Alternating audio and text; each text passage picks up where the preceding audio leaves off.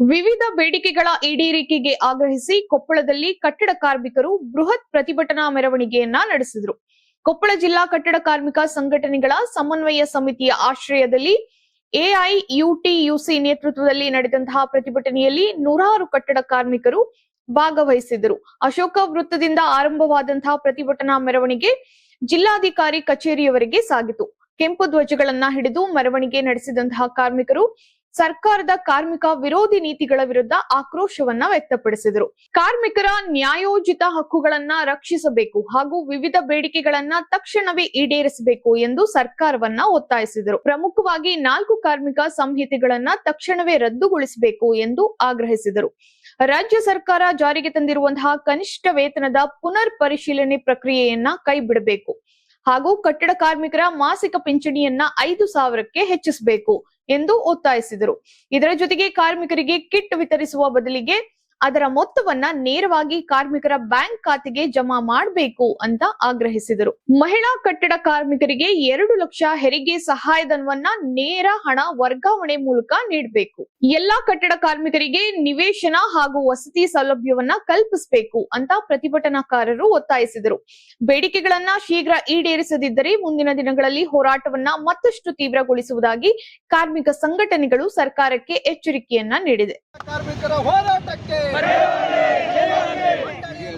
ನಮ್ಮದು ಕಾರ್ಮಿಕರ ಹೋರಾಟಕ್ಕೆ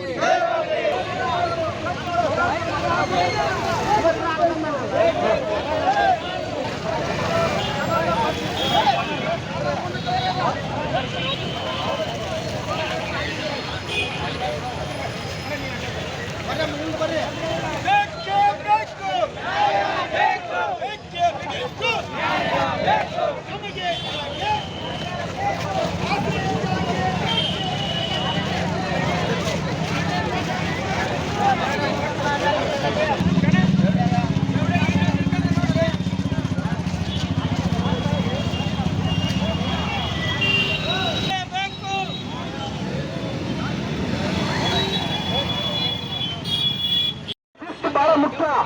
ದಯವಿಟ್ಟು ಎಲ್ಲ ಕಾರ್ಮಿಕರು ಆ ಬ್ಯಾನರ್ ಹಿಂದಕ್ಕೆ ಬರಬೇಕು. ದಯವಿಟ್ಟು ಎಲ್ಲ ಸಂಘಟನೆ ಮುಖಂಡರು ದಯವಿಟ್ಟು ಅವರ ಕಾರ್ಯಕರ್ತರಿಗೆ ಹೇಳ್ಬೇಕು. ಒಬ್ಬೊಬ್ರು ಮುಖ ಬೇಡ. ಎಲ್ಲ ನಮ್ಮ ಕಟ್ಟಡ ಕಾಕಂದ್ರೆ ನಮ್ಮ ಕಾರ್ಮಿಕರ ಶಿಸ್ತಿಂದಿರ್ಬೇಕು. ಎಲ್ಲರೂ ಕೂಡ ದಯವಿಟ್ಟು ಲೈನ್ ಮಾಡ್ಬೇಕಂತ ನೀತಿಗಳ ವಿರುದ್ಧ ನಾವು ಚಳವಳಿಯನ್ನ ಹಾಕ್ಬೇಕು. ಯಾರು ಕಾರ್ಯಕ್ರಮ ಮುಗಿಕೊಂಡ ಕಾರ್ಯಕ್ರಮನ ಪ್ರತಿಯೊಬ್ಬಂತ ಆದ್ಮೇಲೆ ಇವತ್ತು ಕೊಪ್ಪಳ ಜಿಲ್ಲೆಯ ಕಟ್ಟಡ ಕಾರ್ಮಿಕರು ಒಂದು ಸಮನ್ವಯ ಸಮಿತಿಯ ಅಡಿಯಲ್ಲಿ ಕಟ್ಟಡ ಕಾರ್ಮಿಕರಿಗೆ ಅನ್ಯಾಯವನ್ನು ಮಾಡಿರ್ತಕ್ಕಂಥ ರಾಜ್ಯ ಮತ್ತು ಕೇಂದ್ರ ಸರ್ಕಾರದ ವಿರುದ್ಧ ಹಾಗೂ ಮಂಡಳಿಯ ವಿರುದ್ಧ ಇವತ್ತು ಮಂಡಳಿ ಏನಪ್ಪ ಅಂದ್ರೆ ಕಾರ್ಮಿಕರ ಹೋರಾಟದ ತ್ಯಾಗ ಬಲಿದಾನದಿಂದ ರೂಪಿಸಿಕೊಂಡಿರ್ತಕ್ಕಂಥದ್ದಿದೆ. ಆದರೆ ಅದೇ ಮಂಡಳಿಯಿಂದ ಇವತ್ತು ಕಟ್ಟಡ ಕಾರ್ಮಿಕರಿಗೆ ಯಾವೊಂದು ಸವಲತ್ತುಗಳು ಕೂಡ ಸುತ್ತ ಕಾರ್ಮಿಕರಿಗೆ ಇರಲಿಕ್ಕೆ ಒಂದು ಜಾಗ ಇಲ್ಲ, ಮನೆ ಇಲ್ಲ, ಅವ್ರ ಮಕ್ಕಳಿಗೆ ಮತ್ತು ಅವರ ಹೆಂಡರಿಗೆ ಏನಪ್ಪ ಅಂದ್ರೆ ಸರಿಯಾದ ರೀತಿಯಾಗಿರ್ತಕ್ಕಂಥದ್ದಿಲ್ಲ, ಇಂಚಿನ ಯೋಜನೆ ಜಾರಿಯಾಗಿರ್ತಕ್ಕಂಥದ್ದಿಲ್ಲ. ಈ ಎಲ್ಲ ಸವಲತ್ತುಗಳಿಂದ ವಂಚಿತರಾಗಿರ್ತಕ್ಕಂಥ ಈ ಕಟ್ಟಡ ಕಾರ್ಮಿಕರು ಇವತ್ತು ಕೇಂದ್ರ ಮತ್ತು ರಾಜ್ಯ ಸರ್ಕಾರಕ್ಕೆ ಎಚ್ಚರಿಕೆ ಕೊಡುವ ನಿಟ್ಟಿನೊಳಗೆ ಜಾಗೃತ ಹೋರಾಟವನ್ನು ಹಾಕಿಕೊಂಡಿರ್ತಕ್ಕಂಥದ್ದಿದೆ.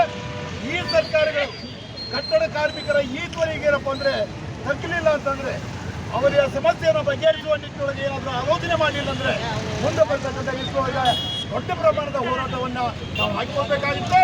ಈಗೇನು ಡಿ ಕೆ ಅವರು ಇದ್ದಾರಲ್ಲ, ಡಿ ಕೆ ಅವರು ಎಚ್ಚರಿಕೆಯಿಂದ ಇರಬೇಕಾಗುತ್ತೆ, ಮೋದಿಯವರು ಕೂಡ ಎಚ್ಚರಿಕೆಯಿಂದ ಇರಬೇಕಾಗುತ್ತೆ. ನೀವೇನಾದರೂ ಏನು ಕಟ್ಟಡ ಕಾರ್ಮಿಕರ ಹೋರಾಟ ಅಂತ